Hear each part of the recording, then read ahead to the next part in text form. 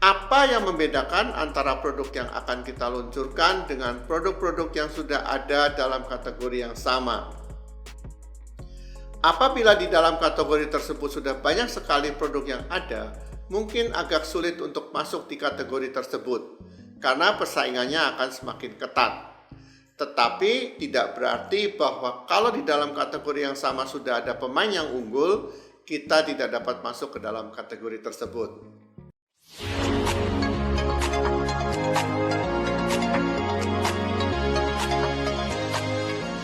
Salam sejahtera rich people. Selamat berjumpa kembali di Andal Growth Strategy. Dalam memasarkan produk, positioning menjadi sangat penting. Karena kalau positioningnya tidak jelas, akan menyulitkan pengembangan produk untuk menentukan marketing strategi. Dalam membahas positioning ini, saya suka sekali dengan Jack Trout. Saya banyak belajar dari Jack Trout lewat buku-bukunya seperti Differentiate or Die, Positioning, dan banyak buku yang lain yang ditulis oleh Jack Trout. Inti dari buku Jack Trout adalah bagaimana terlihat berbeda. Kalau di kategori tertentu sudah banyak pemainnya, maka kita dapat membuat kategori baru.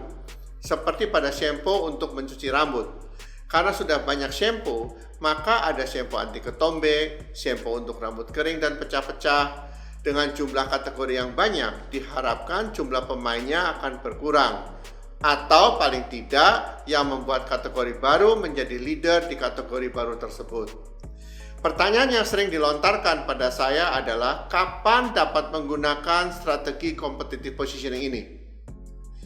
Pada awal kita mulai mendesain suatu produk, sudah mulai menggunakan competitive positioning strategy. Artinya, sebelum produk dibuat, kita sudah harus tahu mau masuk di segmen pasar mana, dengan kategori apa. Walaupun produknya terlihat sama, tetapi kalau masuk di pasar yang berbeda, tentunya akan mengalami perbedaan produk, baik dari sisi kemasan atau bahkan mungkin isinya. Apa yang membedakan antara produk yang akan kita luncurkan dengan produk-produk yang sudah ada dalam kategori yang sama?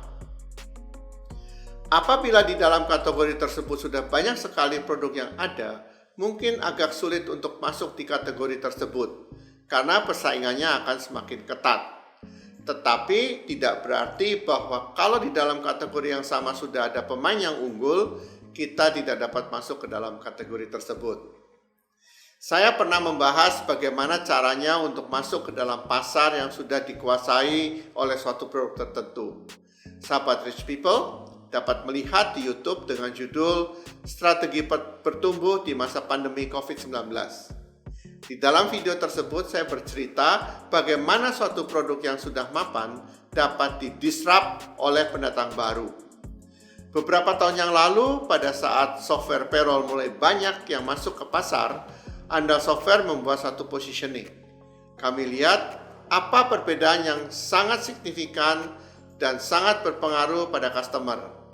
Kemudian kami menyimpulkan, rata-rata software payroll yang ada, mereka mengubah softwarenya untuk menyesuaikan dengan kebutuhan customer. Dan ini yang disebut dengan custom software. Sedangkan Andal Software tidak menerima perubahan software. Perbedaan antara kebutuhan customer yang satu dan yang lainnya cukup menggunakan parameter setting. Ini yang disebut dengan software paket. Jadi pada saat awal merancang softwarenya sudah ditentukan untuk masuk ke dalam software paket. Positioning yang dilakukan oleh Andal Software adalah sebagai software paket, sedangkan kebanyakan software payroll adalah custom. Memang tidak semua perusahaan dapat menggunakan software paket, dan customer yang membutuhkan untuk melakukan perubahan pada softwarenya bukanlah target market kita. Jadi di awal kami sudah mengetahui pasti ada customer yang tidak cocok untuk menggunakan software dari Andal. Untuk membuat positioning ini kuat sekali bagi para calon customer, kami membuat edukasi perbedaan software paket dan custom. Mengapa harus menggunakan software paket? Dan memang software paket tidak dapat digunakan untuk semua perusahaan. Dan kami mengetahui bahwa dengan membuat software paket, pangsa pasarnya masih besar. Ini tergantung dari fitur yang ada di dalam software tersebut. Positioning ini cukup berhasil. Sehingga pada saat itu sales kami meningkat cukup besar. Pelajaran yang didapat dari sini adalah bagaimana kita dapat membuat positioning di dalam pasar yang sudah penuh. Positioning ini akan kuat sekali kalau mempunyai value proposition yang kuat juga. Value proposition adalah suatu pernyataan yang dapat memberikan alasan kenapa customer harus membeli produk kita. Baik rich people, sharing saya sampai di sini.